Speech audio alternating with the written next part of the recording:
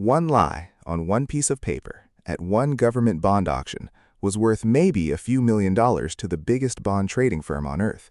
4 months later, that same firm sat a few hours away from what would have been the largest bankruptcy in American history, $150 billion of assets propped up by about $4 billion of real capital.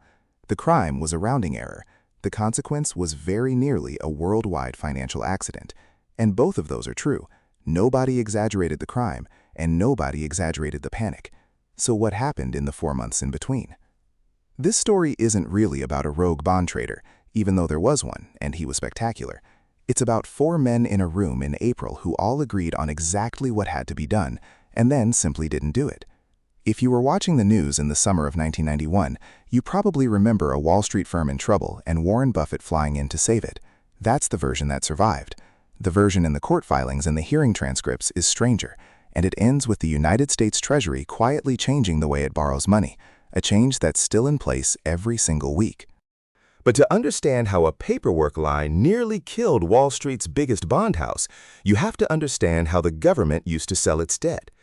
In 1991, the U.S. Treasury owed about $2.3 trillion, and it rolled over a chunk of that every few weeks by auctioning notes and bonds.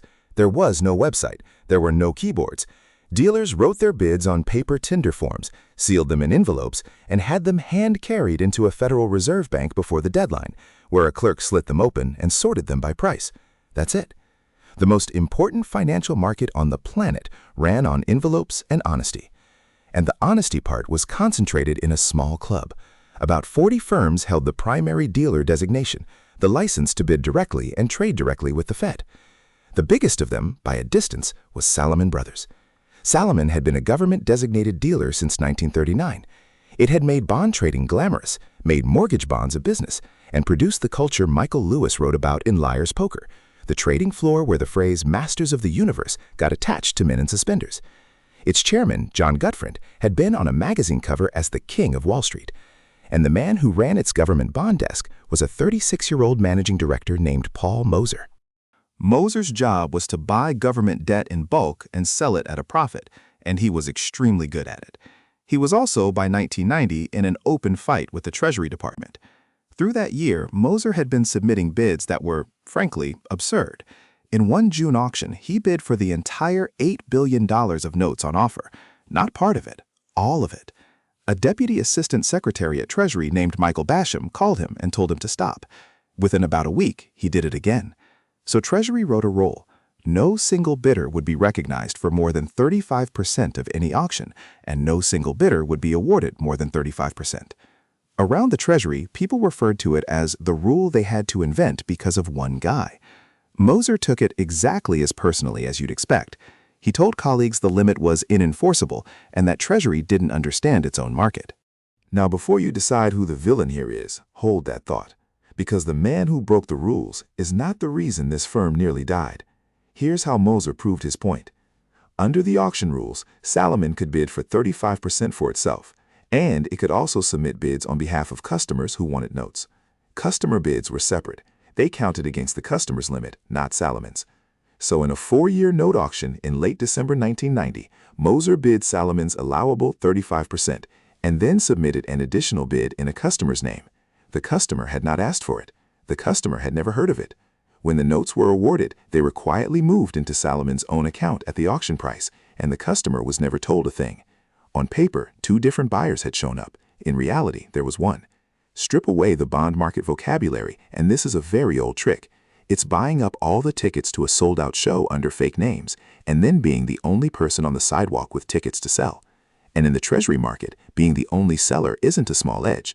Dealers all over the street routinely sell notes short before an auction.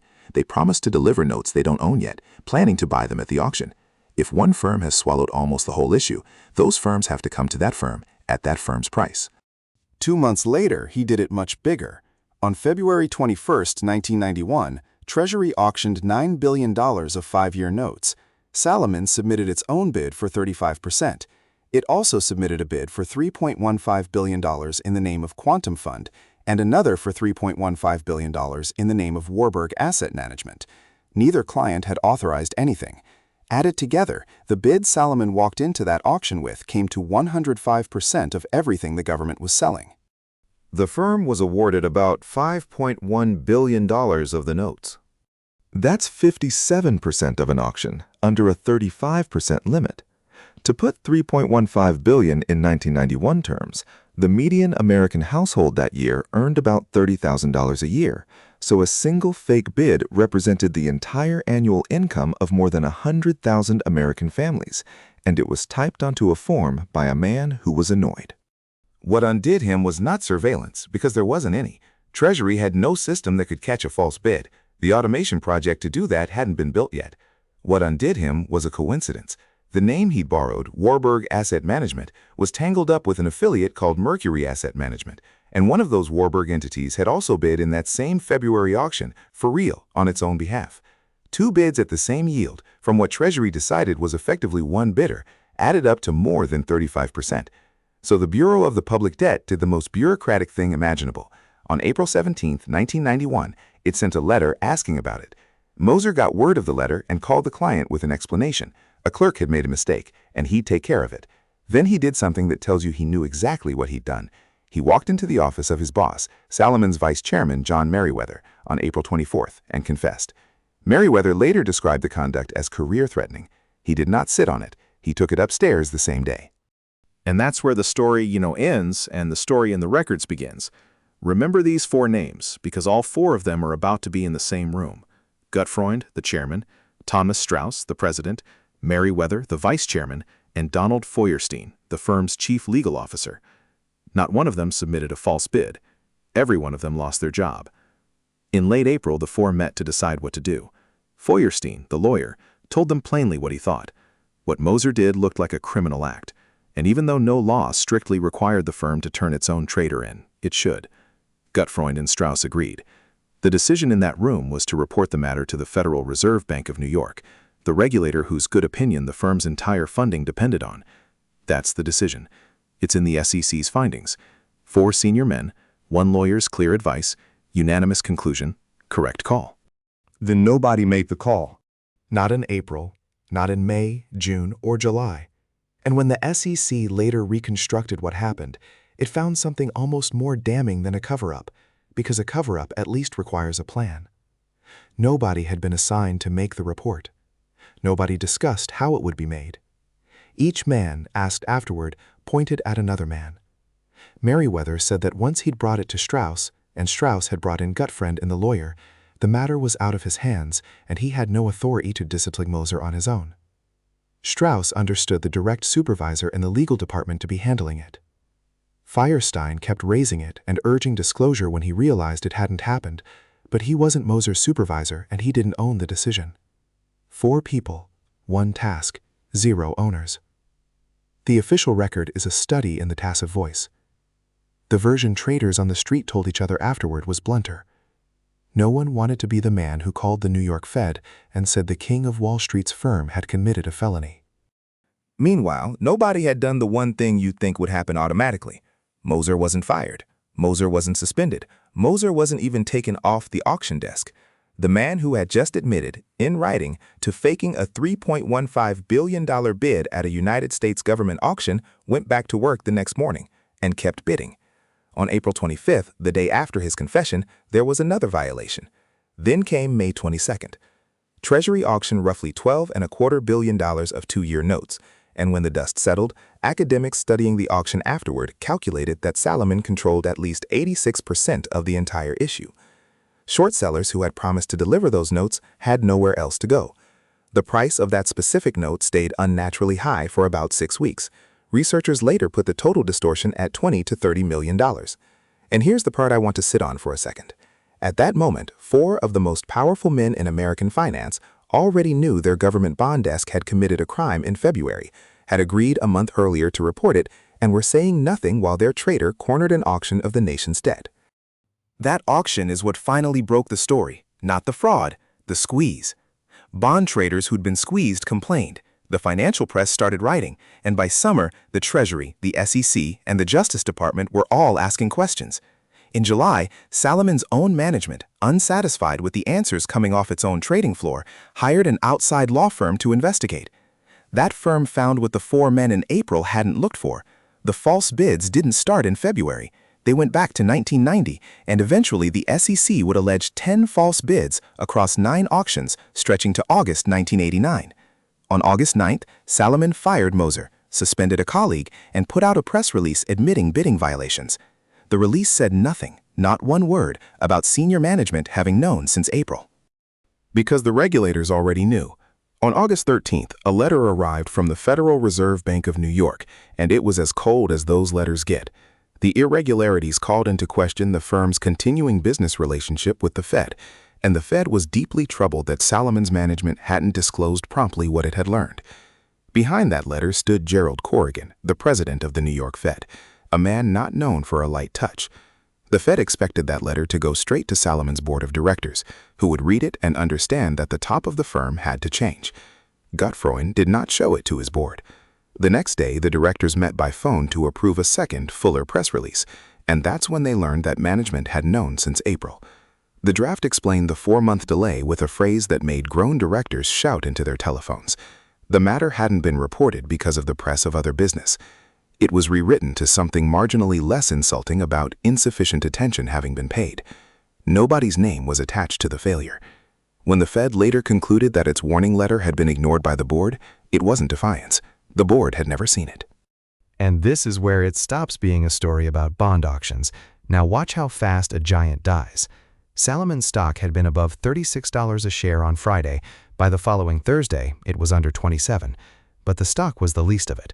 Salomon in August 1991 held about $150 billion of assets and was among the 5 largest financial institutions in the country. And underneath all of that sat roughly $4 billion of equity and about $16 billion of medium-term notes, bank debt, and commercial paper. Everything else, around $130 billion, was borrowed short, much of it due within days. Put that in household terms. It's owning a $370,000 house with $10,000 of your own money in it, and the mortgage has to be renewed every morning by lenders who read the newspaper. So when confidence went, the run didn't come as a line of people at a teller window. It came as investors calling up to sell Salomon its own notes back.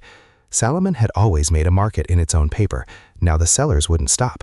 Traders bought back about $700 million of the firm's own debt, each purchase eating the capital holding the whole structure up, until the firm did the unthinkable and stopped quoting a price on its own securities. When a market maker won't buy its own paper, nobody else will either. On Friday morning, August 16th, at 6:45 Omaha time, Warren Buffett's phone rang. Buffett had put $700 million of Berkshire Hathaway's money into Salomon preferred stock 4 years earlier, mostly to help Gutfreund fend off a hostile investor, and he'd been a director ever since. On the line were Gutfreund and Strauss, resigning, with the obvious question hanging in the air. An hour later, Buffett called back and said he'd take the job for $1 a year until things were fixed. That evening, in a meeting at the Fed that had none of the warmth Buffett was used to anywhere, Corrigan told him he'd found that interim chairmen rarely work out, warned him not to go around him to friends in Washington, and told him to be ready for any eventuality. Buffett had no idea what that last phrase meant. He was about to find out. The board met Sunday morning, August 18th, to formally elect him. Just before 10, a phone call came from the Treasury. In a few minutes, it would announce that Salomon was barred from bidding in Treasury auctions, for customers and for its own account. Buffett, standing in a small room with the 2 men who were about to resign, understood immediately that this was not a fine. Salomon's entire existence ran on borrowed money, borrowed on the assumption that Salomon was fine. The world would read a Treasury ban as the government declaring the firm finished. Tokyo would open in a few hours, then London, then New York, and every one of those markets would price a single thought: Salomon's credit is dead. They had 3 options: get the ban reversed, or lie, put on a confident face and hope the world bought it. That one died in about 10 seconds. Or file for bankruptcy on a Sunday afternoon, honorably, and hope the wreckage landed evenly on the creditors. Bankruptcy lawyers were called in and put to work figuring out how you file the largest financial bankruptcy in history over a weekend, in front of some judge dragged away from a ballgame who would have to be walked through what a repo is. Buffett quietly decided that if the firm went into bankruptcy, he'd refuse the chairmanship. He'd come to save it, not to bury it, and he knew perfectly well how that would look. He'd been telling his kids for years that a reputation takes a lifetime to build and 5 minutes to lose. Meanwhile, Merriweather was sent to track down the chairman of the SEC, who said he'd been part of the decision and Salomon would get nothing from him. Buffett got the Treasury Secretary, Nicholas Brady, who was at the horse races in Saratoga Springs. Brady was warm, sympathetic, and unconvinced that a bank failure could break the world. Buffett kept making the case in calls that came in on office phones rigged not to ring but to flash a small green light. So there sat one of the richest men in America in a boardroom, staring at a telephone, waiting for a light to come on. Downstairs, more than 100 reporters were already filing in for a 2:30 press conference. At one point, everything Buffett was carrying came out in one sentence to the Secretary of the Treasury. "This is the most important day of my life." What turned it was Corrigan, the man who'd endorsed the ban, deciding on the phone that afternoon that the bankruptcy talk was real and telling the other regulators they'd better talk among themselves.